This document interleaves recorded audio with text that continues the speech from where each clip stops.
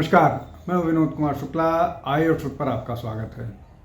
सरकार ने 1988 बैच के केरल कैडर के आईएएस ऑफिसर जो चुनाव आयुक्त भी थे, उनको नया मुख्य चुनाव आयुक्त नियुक्त किया है।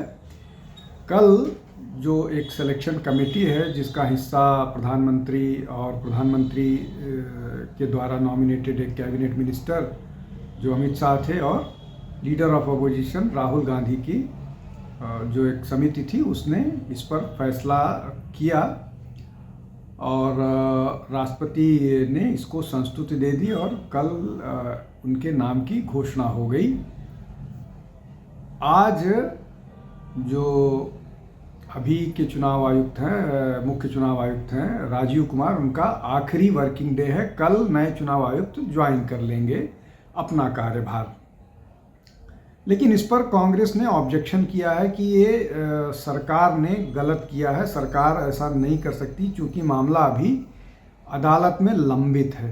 अदालत में मामला इसलिए लंबित है कि कांग्रेस का ये कहना है कि सुप्रीम कोर्ट ने ये वर्डिक्ट दिया था कि मुख्य चुनाव आयुक्त की नियुक्ति के लिए जो 2023 में कानून बना है, उससे पहले उनका जो वर्डिक्ट था उसमें चीफ इलेक्शन कमिश्नर के अपॉइंटमेंट में सुप्रीम कोर्ट के मुख्य न्यायाधीश को भी शामिल किया जाना चाहिए। हालांकि वो एम्फेटिक नहीं था, वो इस तरह का ऑर्डर नहीं था कि उसको शामिल ही किया जाना चाहिए। वो था कि इस पर सुप्रीम कोर्ट के मुख्य न्यायाधीश को शामिल किया जा सकता है, लेकिन इस पर निर्णय सरकार करे।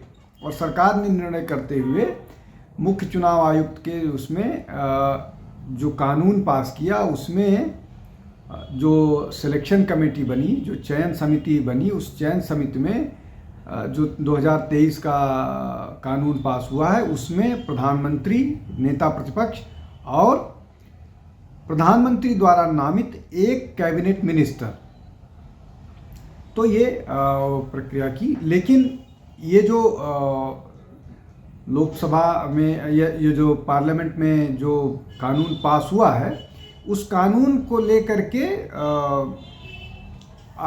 वो जो है मामला अदालत चला गया है और अदालत में 19 तारीख को, क्षमा कीजिएगा, अदालत में 19 तारीख को उसकी सुनवाई होनी है। अब 19 तारीख को उसकी सुनवाई से पहले सरकार का इस तरह का निर्णय जो है उस पर कांग्रेस ने ऑब्जेक्शन किया है। और ये बात मतलब ज्ञानेश कुमार के अपॉइंटमेंट को लेकर के जो नेता प्रतिपक्ष राहुल गांधी हैं, उन्होंने ऑब्जेक्शन किया है और यही बात कही है कि इस मामले को 19 तारीख तक रोका जाना चाहिए। उसके बाद इस मामले को इस पर कोई फैसला किया जाना चाहिए। कांग्रेस का अपना मानना है कि जो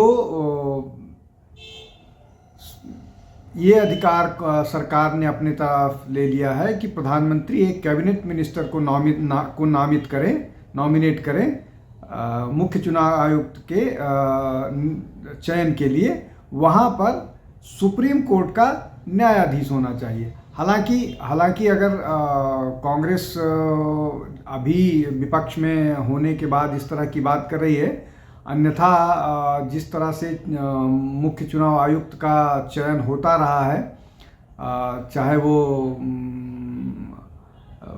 पुराने जो भी चुनाव आयुक्त रहे हैं, चाहे वो गिल साहब का चुनाव आयोग हो रहा हो या अन्य चुनाव आयुक्त हैं, वो कांग्रेस अपने मनमानी ढंग से करती रही है। लेकिन चूंकि वो विपक्ष में है, वो उसको इस तरह की बात करेगी। लेकिन एक बात इसमें बहुत स्पष्ट तौर पर सबको समझ लेना चाहिए कि ये जो तर्क दिए जा रहे हैं कि मुख्य न्यायाधीश को उस समिति में शामिल करना सरकार के लिए बाध्यता थी और अदालत का ये आदेश था, ये ठीक बात नहीं है। अदालत के आदेश में स्पष्ट था कि ये सरकार पर बाध्यता नहीं है, सरकार इस पर निर्णय ले सकती है। लेकिन ये मामला जाएगा और ये मामला विपक्ष उठा रहा है और लगातार इस पर न केवल प्रेस कॉन्फ्रेंस है, बल्कि जनता से भी बल्कि सोशल मीडिया पर इसको बहुत ज़ोर शोर से उठाया जा रहा है। अब महत्वपूर्ण बात यह है कि 19 तारीख को, क्या 19 तारीख को ही इस पर कोई ऐसा फैसला आ जाएगा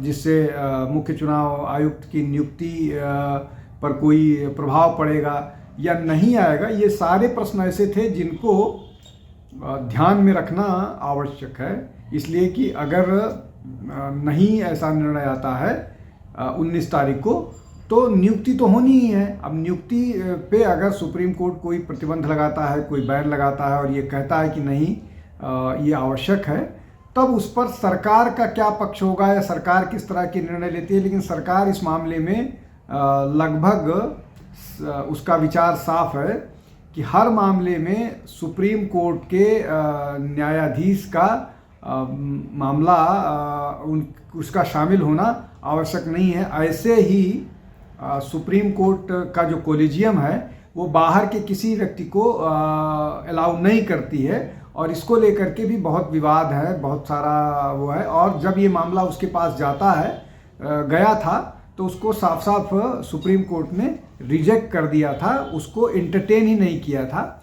तो ये इस तरह के विवादित मामले हैं, लेकिन ये सुप्रीम कोर्ट में विवाद से ज़्यादा कांग्रेस और भाजपा का या विपक्ष और सत्ता पक्ष के आपस के झगड़े का मामला है। और ये तो तय है कि कभी भी किसी भी नाम पर सहमति नहीं बन पाएगी, इसलिए कि विपक्ष का काम ही विरोध दर्ज कराना है। जब भाजपा विपक्ष में थी और सुषमा स्वराज नेता प्रतिपक्ष थी, उस समय भी उन्होंने जो सीबीआई के प्रमुख डायरेक्टर हैं उनके अपॉइंटमेंट को लेकर के अपनी असहमति जताई थी, और भी बहुत सारे मामले हैं। लेकिन मुख्य चुनाव आयुक्त पर चूंकि लगातार हमले हो रहे हैं, राजीव कुमार पर अरविंद केजरीवाल ने भी हमले किए, चुनाव आयोग के प्रबंधन को लेकर के बहुत सारे विवाद चल रहे हैं। चुनाव आयोग किस तरह से काम कर रहा है, किस तरह से नहीं काम कर रहा है, इसको लेकर के भी प्रश्न खड़े किए जा रहे हैं। तो अगर उन सब को मिला करके देखा जाए तो ये जो मामला है अभी ये आगे और बढ़ेगा, और इस पर कितना विवाद होगा, क्या विवाद होगा, 19 तारीख को क्या फैसला आता है। 19 तारीख का मतलब कल ही अदालत को इस मामले में सुनवाई करनी है, वो क्या फैसला लेती है ये तो आने वाला समय बताएगा। लेकिन ये अगर इस तरह का मामला होता है तो क्या अगर इस पर अदालत कोई रोक लगा देती है तो क्या सरकार और मतलब एग्जीक्यूटिव और जुडिशरी के बीच फिर एक टकराव वाला मसला बनेगा, या सरकार इसको सुप्रीम कोर्ट जैसा चाहती है उसको स्वीकार कर लेगी, या फिर जाएगी फिर अदालत फिर संसद जाएगी। इसलिए कि ये जो कानून पास हुआ है ये संसद से पास हुआ कानून है जो जुडिशियल रिव्यू के लिए अब अदालत के सामने है। आज के लिए बस इतना ही। बहुत बहुत धन्यवाद। नमस्कार। हमारे चैनल आई ऑफ ट्रुथ को सब्सक्राइब कीजिए YouTube पर, इसे फॉलो कीजिए Facebook पर, Instagram पर, Twitter पर और कू पर। हमारे चैनल के बारे में फीडबैक देने के लिए हमें मेल कीजिए ioftruth.6@gmail.com पर।